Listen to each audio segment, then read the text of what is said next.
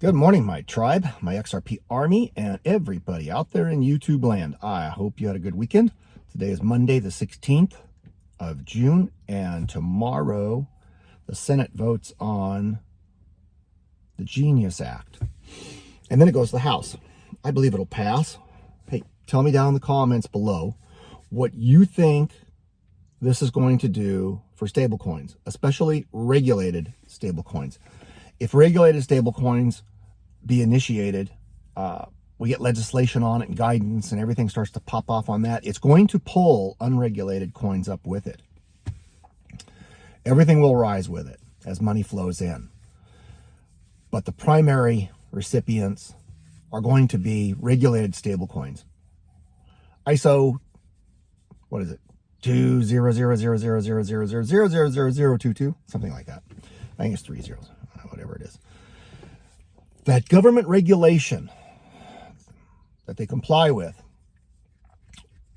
will greatly enhance their usability and their acceptability on a global scale. So it's an important thing that's happening. Will it do any good to call your representative and tell them you're in favor of it? Yeah, it does. It actually does. They do listen. They get enough people and they will listen. I think they're going to listen anyways because of the importance of it.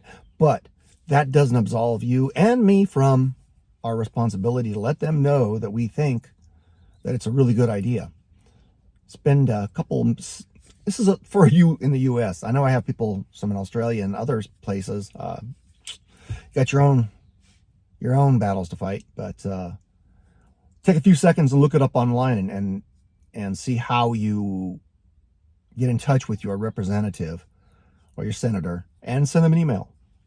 They tally those things up, yays and nays, and their staffers, they tell them what their people are thinking.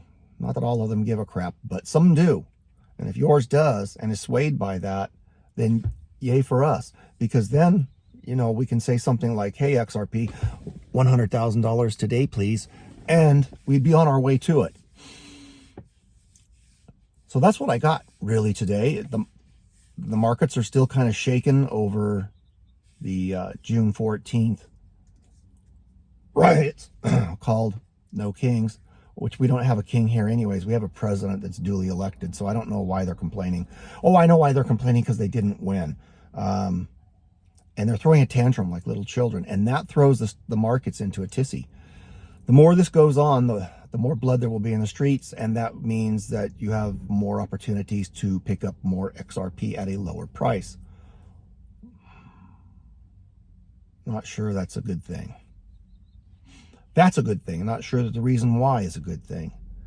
Need to be able to talk about these things with each other and find mutually agreeable solutions. But there are cycles to this, and we may have gone too far down that road to come back. I don't know. I'm hoping not. Leads to an ugly place. But what you can control is your financial future by getting out of debt, saving up a little money, and, you know, socking it away for your future generations. This is not financial advice. I am not a financial advisor. I am a relationship advisor, and you need to have a certain relationship with your finances, one that makes your finances your slave. It's a harsh word, but that's what you need to do. You need to make it your slave. It must work for you, not satisfy a fleeting moment of, oh, I got a new TV, or oh, I got a new car. Those things can give you momentary satisfaction, but not financial independence. And that's really what you need to be working towards. I don't have a step-by-step roadmap. There's a lot of those roadmaps out there. It starts by getting out of debt and then planting seeds.